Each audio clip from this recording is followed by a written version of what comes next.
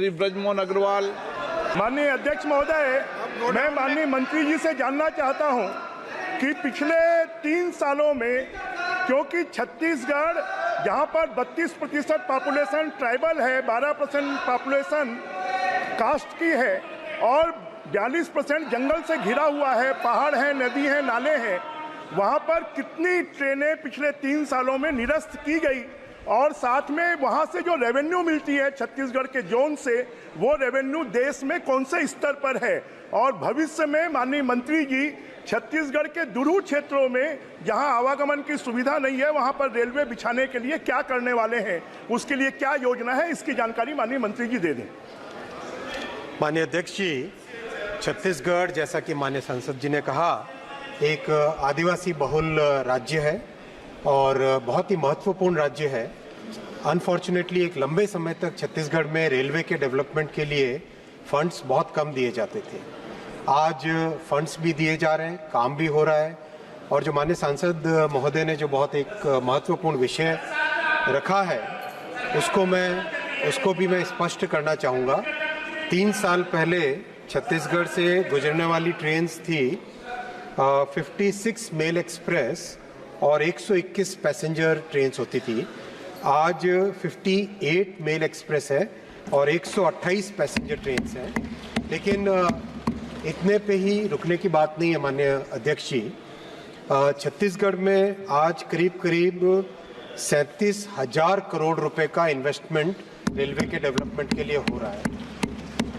8 नए प्रोजेक्ट्स हैं, 8 नए लाइन के प्रोजेक्ट्स हैं, जिससे कि 1358 किलोमीटर नई रेलवे लाइन बन रही है, जिसमें 20,000 करोड़ रुपए का इन्वेस्टमेंट हो रहा है। 17 डबलिंग के प्रोजेक्ट्स हैं, 17 डबलिंग के प्रोजेक्ट्स हैं, जिसमें 1,373 किलोमीटर नए ट्रैक बिछेंगे। उस पर 16,604 करोड़ रुपए का इन्वेस्टमेंट हो रहा है। कई जगह 3rd लाइन, कई जगह 4th लाइन। माननीय अध्यक्ष जी, हम छत्तीसगढ़ की पोजीशन को देखें तो कोलकाता से मुंबई के जो ये सबसे बड़ा कॉरिडोर है, इस कॉरिडोर से जाने वाली सारी की सारी ट्रेन्स छत्तीसगढ़ होते हुए जाती है।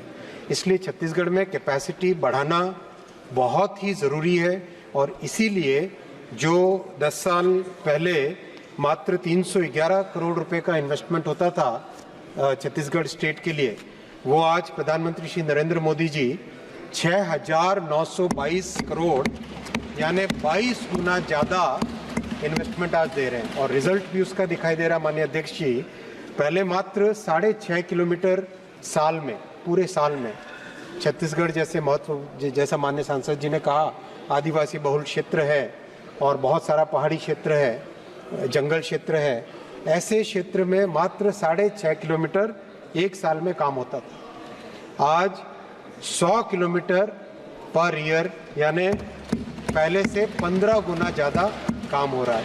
एक मैं माननीय सांसद महोदय को आपके माध्यम से ये भी रखना चाहूँगा विषय कि रेलवे में जब काम बहुत ज़्यादा होता है तो रेलवे के ट्रैक को, नए ट्रैक को एग्जिस्टिंग नेटवर्क से जब कनेक्ट करते हैं तब ज़रूर गाड़ियाँ कैंसिलेशन की तकलीफ़ आती है। मैं उस तकलीफ़ के प्रति संवेदनशील हूँ और इसीलिए एक नया मेथड भी काम का स्टार्ट हुआ है। अभी पिछले 7-8 महीनों में इसके ऊपर बहुत प्रैक्टिस करके, बहुत अभ्यास करके एक नया मेथड भी निकाला है, जिससे कि मैक्सिमम काम जिसको NI वर्किंग कहते हैं, नॉन इंटरलॉक वर्किंग कहते हैं, उससे पहले हो जाए ताकि मिनिमम डिसरप्शन हो कनेक्शन के दौरान।